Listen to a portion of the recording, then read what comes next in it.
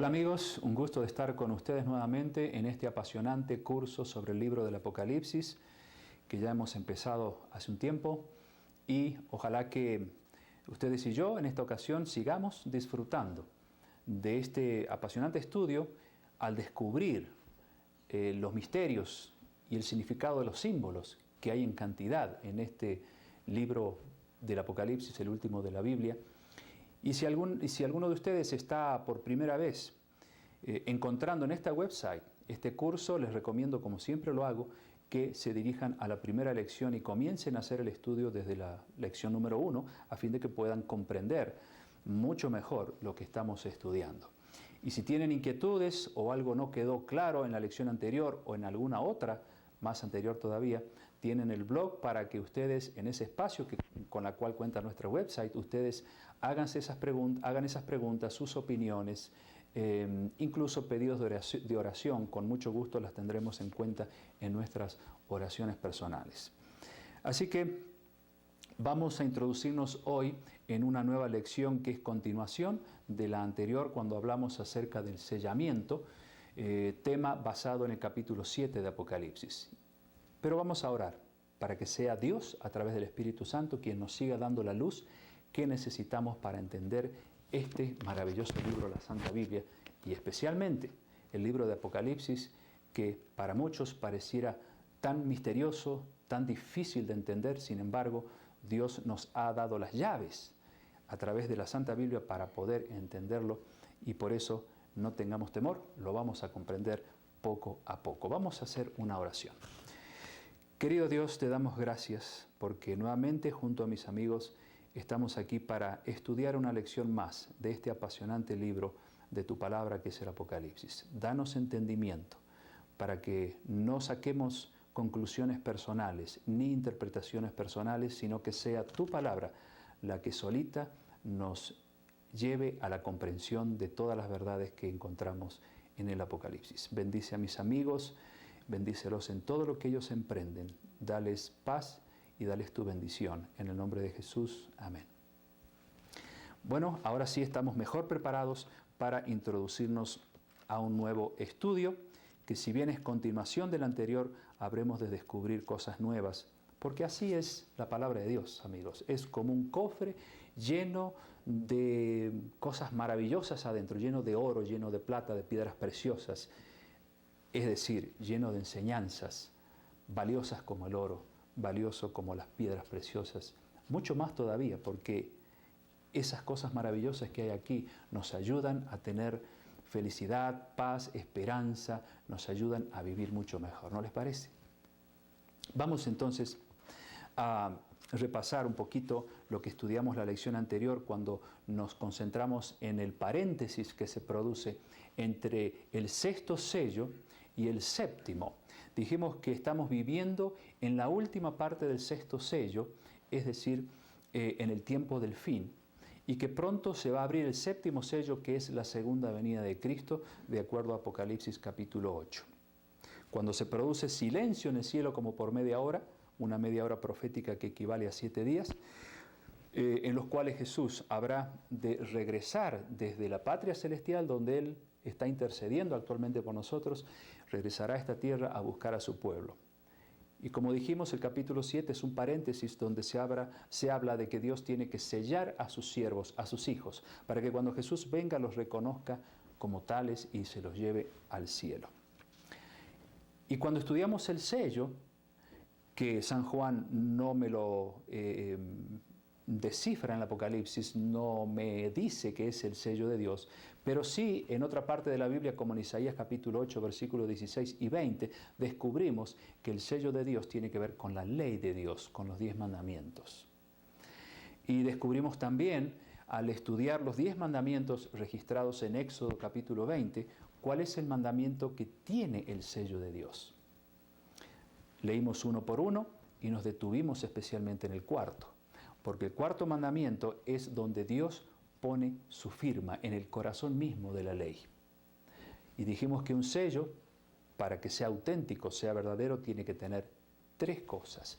El nombre de quien está firmando o sellando un documento o una ley, el cargo y el dominio. Y en el mandamiento cuarto, que ordena la observancia del sábado o del día de reposo o el séptimo día de la semana, encontramos precisamente esas tres características. Ustedes lo pueden leer nuevamente para recordar esto. No lo vamos a leer ahora para seguir avanzando, pero recuerden, Éxodo 20, 8 al 11, está clarito el sello de Dios cuando se menciona nombre de Dios Jehová, cielos y tierra, cuando dice hizo cielos y tierra, es decir, creador, y ellos son el dominio de Dios, los cielos y la tierra. Allí tenemos la firma que Dios puso en su ley. Dijimos también que Jesús tenía por costumbre, de acuerdo a San Lucas 4, verso 16, guardar el sábado, porque allí se lo encontraba en la sinagoga o en la iglesia reunido con los demás para estudiar la palabra de Dios.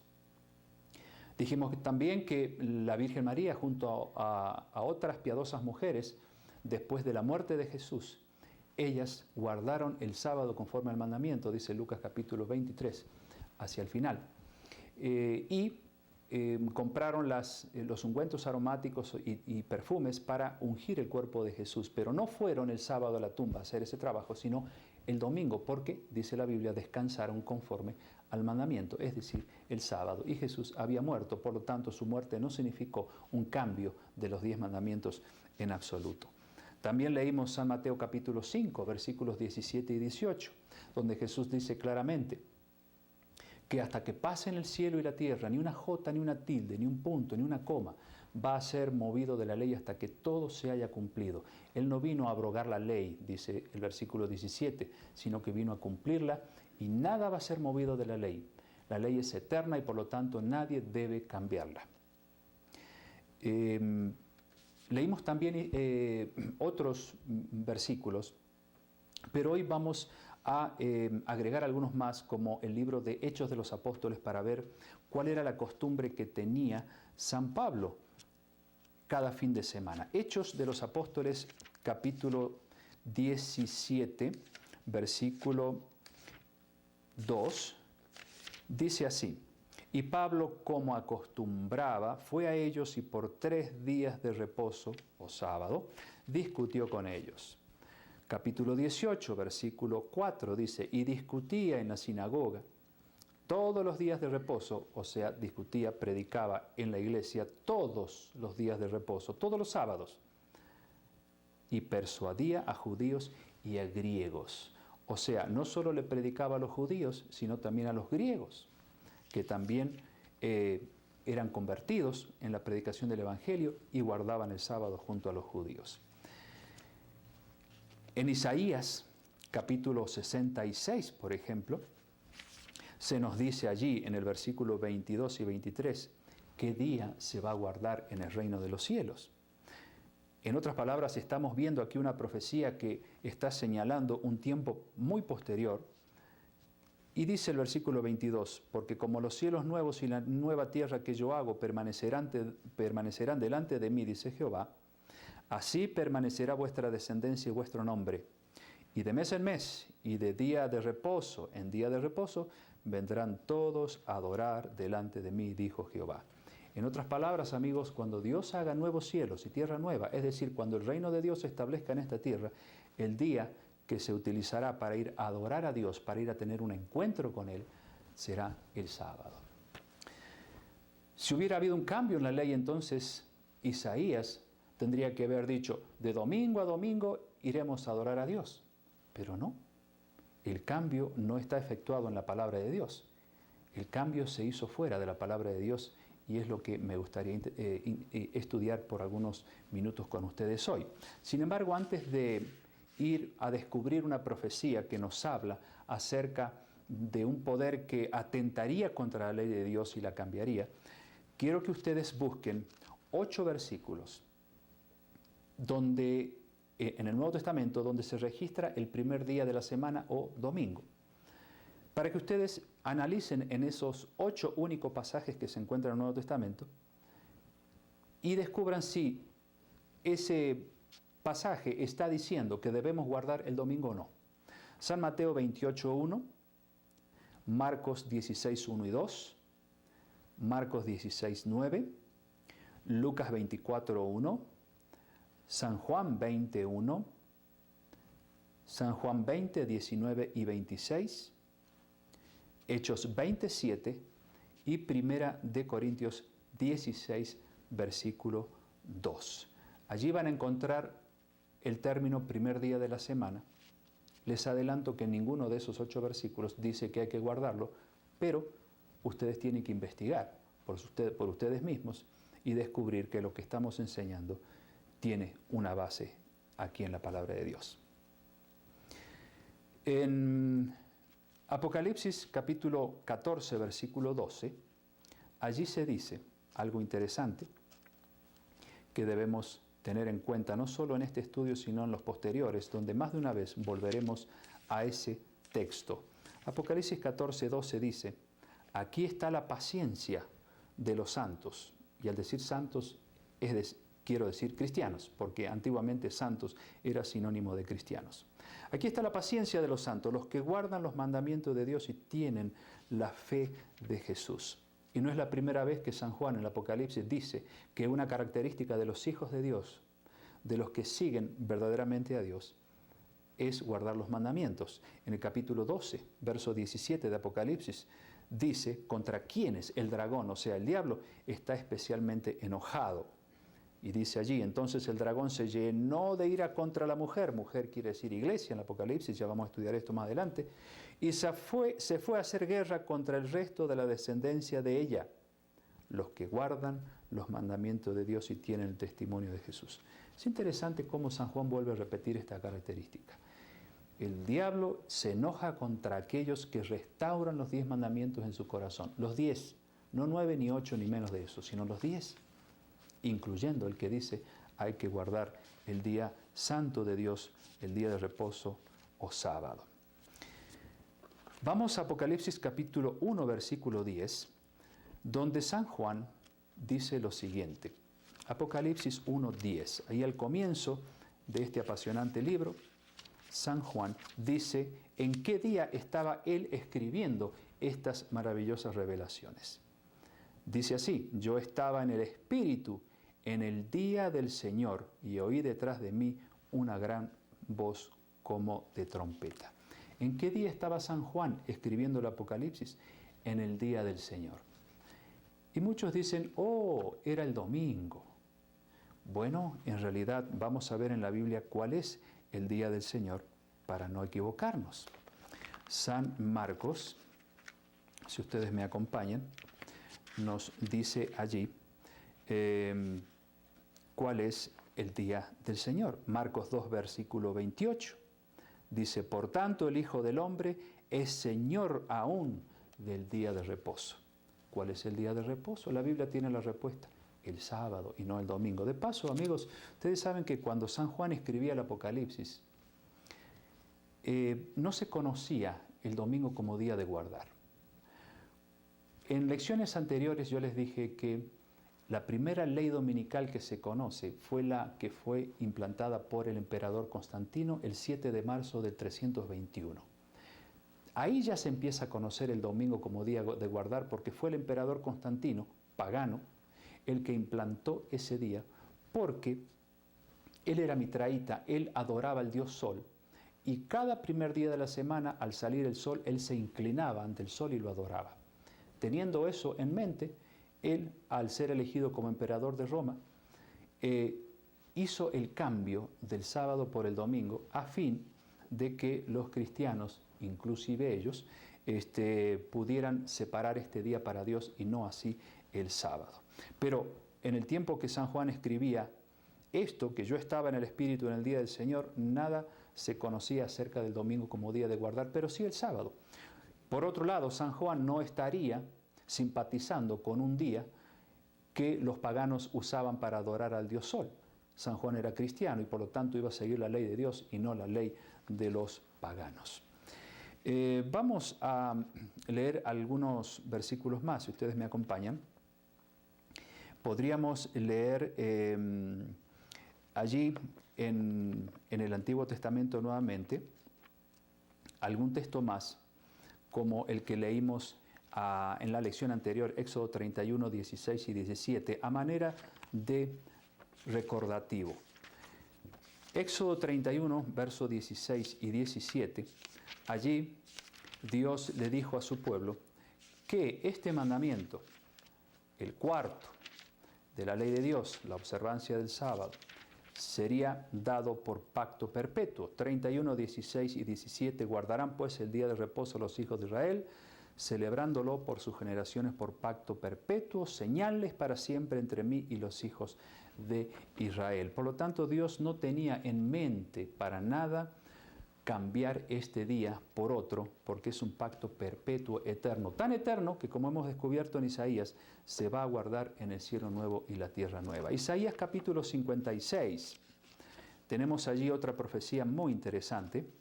Isaías capítulo 56, si ustedes me acompañan a este libro del Antiguo Testamento, encontraremos una declaración interesante para aquellos que piensan que el día sábado era un mandamiento para los judíos. De paso, amigos, saben que Adán y Eva no eran judíos. La raza judía vino varios siglos después y sin embargo fueron los primeros en observar el sábado. Así que no era el sábado solo para la nación judía. Fue dada para todo ser humano. De paso, no van a encontrar un solo versículo en la Biblia que se tilde al sábado como el sábado de los judíos. No existe eso tampoco, pero búsquenlo. No lo van a encontrar. Por lo tanto, relacionar el sábado con los judíos está bien porque fue dado al pueblo judío, pero también le fue dado al pueblo de Israel todos los demás mandamientos que dice no matar, no mentir, no tendrás dioses ajenos delante de mí, etcétera, etcétera. También eso fue dado al pueblo judío. ¿Por qué vamos a separar el sábado y dárselo a ellos y los demás no? Es algo misterioso, ¿verdad? Isaías capítulo 56, versículo 1 en adelante. Así dijo Jehová, guardad derecho y haced justicia, porque cercana está mi salvación para venir y mi justicia para manifestarse. Esta es una profecía de Isaías que también nos lleva a nuestros tiempos, amigos. ¿Cuándo está cercano el día de Jehová o el día de la venida de Cristo? Ahora más que nunca estamos viviendo en el fin de los tiempos. Y fíjense que para este tiempo, el versículo 2 dice, bienaventurado el hombre que hace esto y el hijo de hombre que lo abraza, que guarda el día de reposo para no profanarlo y que guarda su mano de hacer todo el mal. Una profecía que tiene que ver con nuestros días, donde Isaías dice, feliz, más que feliz, el hombre que está guardando el día de reposo mientras espera el retorno de Jesús. Y no solo se refiere aquí, fíjense lo que dice el versículo 6 de Isaías capítulo 56.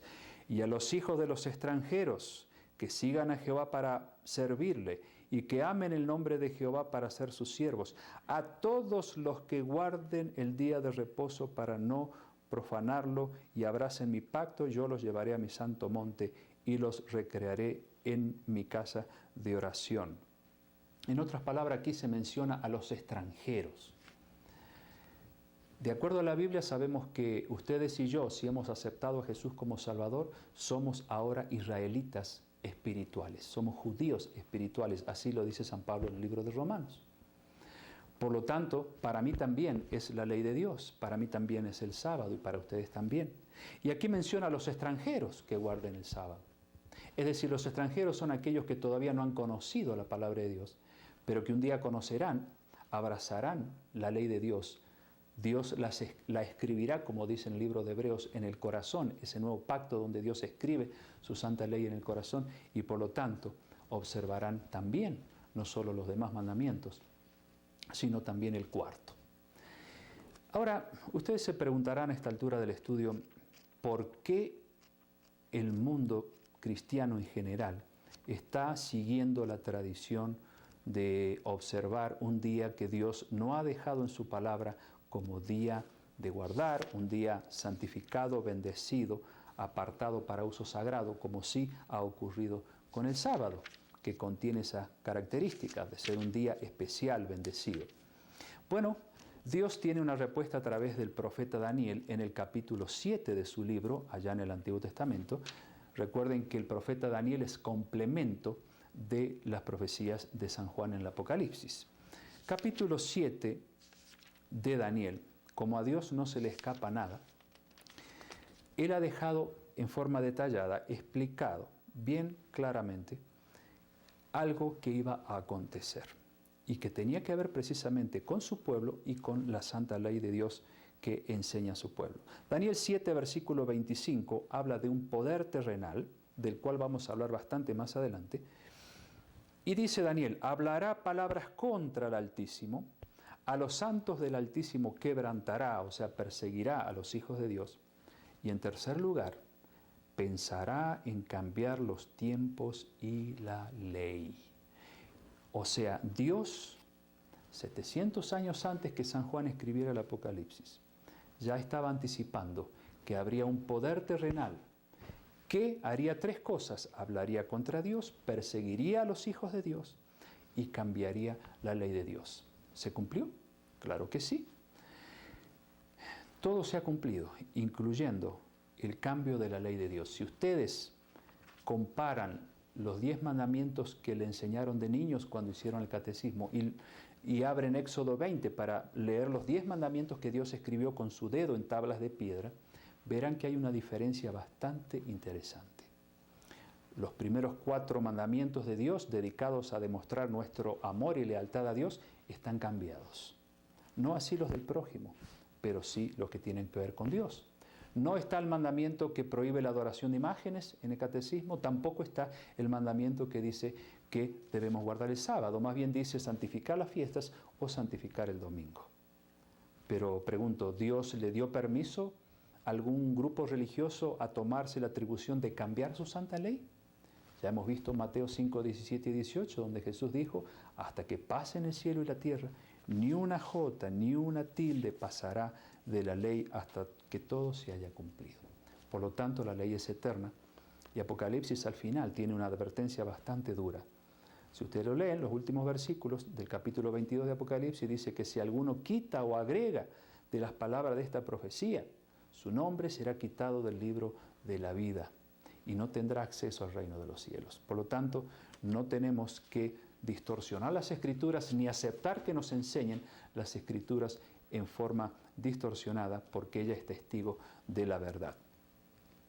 Así que quiero compartir con ustedes algunas citas que de alguna manera apoyan lo que yo he estado diciendo acerca de la profecía de Daniel 7:25, donde se predice que un poder terrenal cambiaría la ley de Dios. Y obviamente encontramos una explicación al porqué de la observancia de un día que Dios no separó para uso sagrado, que es el domingo. Son algunas citas que quiero compartir con ustedes. Por ejemplo, en este libro que se llama Catholic Mirror, septiembre de 1893, allí un teólogo escribió: la Iglesia Católica Romana, más de 1000 años antes de la existencia de un solo protestante, en virtud de su misión divina, cambió el día del sábado al domingo. C.F. Thomas, canciller del cardenal Gibbons, dijo lo siguiente: por supuesto, la Iglesia Católica Romana pretende que el cambio fue hecho por ella, y este acto es una marca de su poder y autoridad eclesiástica en los asuntos religiosos. ¿Qué dice la Iglesia luterana respecto al domingo?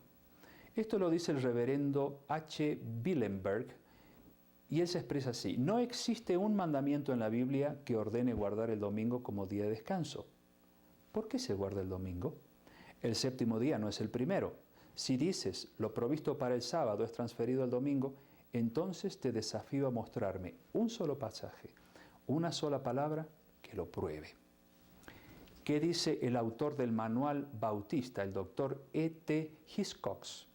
Él dice lo siguiente: bien sé que el domingo comenzó a observarse durante la historia cristiana primitiva, pero es lamentable que haya venido rotulado con la marca del paganismo, bautizado con el nombre del dios Sol y transmitido como un sagrado legado al protestantismo. Documentos que nos ayudan a entender, junto con lo que dice la palabra de Dios, el porqué de la observancia de un día que Dios nunca santificó, sino que lo consideró un día de trabajo. Porque si ustedes ven en Éxodo 20, 8 al 11, leen detenidamente allí, dice: 6 días trabajarás y harás todas tus obras.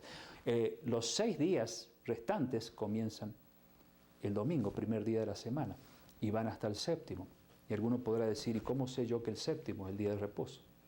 Vea lo que dice el diccionario cuando habla de qué significa sábado y encontrarán que la definición es séptimo día de la semana. Vean un calendario, el primer día de la semana siempre aparece como primer día, obviamente. Día laboral es el lunes, pero no es el primer día de la semana, es el segundo día. Otro dato interesante, ¿cómo se dice domingo en inglés? Sunday. Sunday. ¿Qué quiere decir Sunday? Día del sol. ¿Y de dónde viene Sunday? Amigos, desde aquel tiempo cuando el emperador Constantino, adorador del dios Sol, implantó la primera ley dominical en el año 321 después de Cristo. De allí viene la tradición de decir el primer día de la semana, día del sol, o Sunday, o Sonntag, como se dice en alemán. Hemos descubierto cosas maravillosas y yo creo que es bueno investigar con sinceridad este tema y reconocer que al fin y al cabo no podemos ir en contra de la verdad. O estamos a favor de la verdad o estamos a favor de la tradición. Quiero leerles para terminar un texto que se encuentra allí en el Nuevo Testamento, cuando Jesús le dijo a los religiosos de esa época algo que puede hoy decirnos también con mucha autoridad si nosotros no estamos andando en sus caminos. Allí en el libro de San Mateo capítulo 15, versículo 7 al 9, Jesús les dice a los religiosos de su época: hipócritas, bien profetizó de vosotros Isaías cuando dijo: este pueblo de labios me honra, mas su corazón está lejos de mí, pues en vano me honran, enseñando como doctrinas mandamientos de hombres. Pregunto, ¿el domingo es un mandamiento de hombres? Claro que sí. Lo dice la Biblia, lo dice la historia. Lo dicen todos aquellos que defienden este día como día de observar, pero que no tienen un fundamento aquí en la palabra de Dios para apoyar dicha práctica. Pero usted, que es sincero de corazón, está descubriendo estas maravillas para que sepamos a ciencia cierta que la ley de Dios es eterna, que Dios quiere grabarla en su corazón y en el mío, para que cuando Jesús venga podamos entonces tener una parte en el reino de los cielos, donde cada sábado iremos a adorar a Dios, tal como dice el profeta Isaías. En el próximo estudio habremos de analizar algunos textos que generalmente son mal comprendidos acerca de la observancia del sábado. Así que prepárese, porque vamos a analizar esos textos a la luz de la palabra de Dios para clarificar, esclarecer algunos textos que por ahí, por alguna razón, no están siendo bien entendidos. Vamos a terminar con una plegaria. Querido Dios, te damos gracias por esta revelación maravillosa y de comprender a la luz de tu palabra cuál es tu verdadero día de descanso. Ayúdanos a ponerlo en práctica, porque sabemos que es para bien físico, mental y espiritual para los seres humanos. Señor, danos el valor y la fuerza para hacer tu voluntad cuando hay tantos que están siguiendo tradiciones humanas. Bendice a quienes están siguiendo el curso, ayúdalos en sus problemas, sus dificultades, y permítenos encontrarnos en el próximo estudio. En el nombre de Jesús. Amén. Que Dios los bendiga.